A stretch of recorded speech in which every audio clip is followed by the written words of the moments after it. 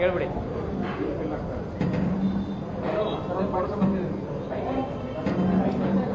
ಮಂಜುನಾಥನನ್ನ ರಕ್ಷಿಸಿ ಅಪಪ್ರಚಾರಿಗಳನ್ನು ಶಿಕ್ಷಿಸಬೇಕೆಂಬುದು ಒಬ್ಬ ಭಕ್ತನಾಗಿ ನನಗೆ ಸರ್ಕಾರಕ್ಕೆ ಒಂದು ಬೇಡಿಕೆಯನ್ನು ಸಲ್ಲಿಸ್ತಾ ಇದ್ದೀವಿ. ಯಾಕಂದರೆ ಇವತ್ತು ಗೃಹ ಮಂತ್ರಿಗಳು ಉತ್ತರ ಕೊಡೋರಿದ್ದಾರೆ.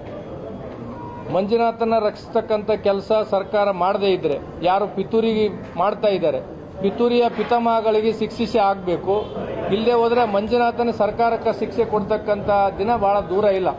ಸೌಜನ್ಯ ಎಂಬ ಸಹೋದರಿಯ ಕೇಸ್ ಏನಿದೆ ಅದಕ್ಕೆ ನಮ್ಮದು ಸಂಪೂರ್ಣ ಸಹಕಾರ ಇದೆ.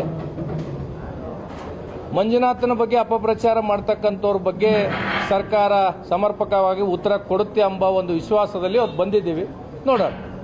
ಸರ್, ಈಗ ಈ ಕೊಲೆಯಿಂದ ಇಡೀ ಪ್ರಕರಣ ಏನಿದೆ, ಅಪಪ್ರಚಾರ ಒಂದ್ ಕಡೆ ಸೋಷಿಯಲ್ ಮೀಡಿಯಾ ನಡೀತಾ ಇದೆ.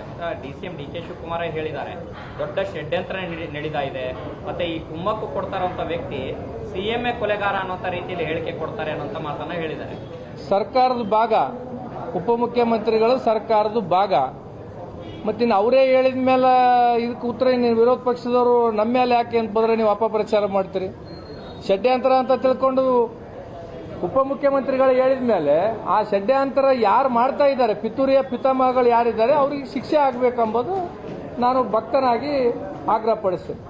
ಈ ಮಟ್ಟಿಗೆ ಪ್ರಕರಣ ಹೋಗೋದಕ್ಕೆ ಸರ್ಕಾರ ಸರ್ಕಾರದ ಮೇಲೆ ಬೇರೆ ರೀತಿಯ ಒಂದು ಒತ್ತಡ ಇದೆಯಾ ಅಥವಾ ಸರ್ಕಾರವೇ ಷಡ್ಯಂತ್ರದಲ್ಲಿ ಭಾಗಿಯಾಗಿದೆಯಾ?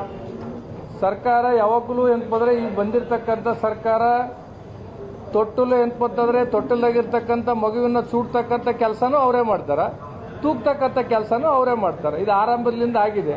ನೋಡೋಣ. ಸರ್, ಆಮೇಲೆ ಈಗ ಮುರೋಟಿ ಅನ್ನೋದು ಸರ್, ನಾವು ಇಷ್ಟು ದಿನ ಸ್ಥಳದ ಬಗ್ಗೆ ಮಾತಾಡ್ತಾ ಇದ್ವಿ. ಈಗ CM ಅವರೇ ಕೊಲೆಗಳು ಮಾಡ್ತಿದ್ದಾರೆ ಅಂತ ಸಿದ್ದರಾಮಯ್ಯ ಅವ್ರ ಬಗ್ಗೆನೂ ಮಾತಾಡ್ತಾ ಇದ್ದಾರೆ. ನೋಡೋಣ ಇವತ್ತು ಸರ್ಕಾರ ಏನು ಉತ್ತರ ಕೊಡುತ್ತೆ ನೋಡೋಣ.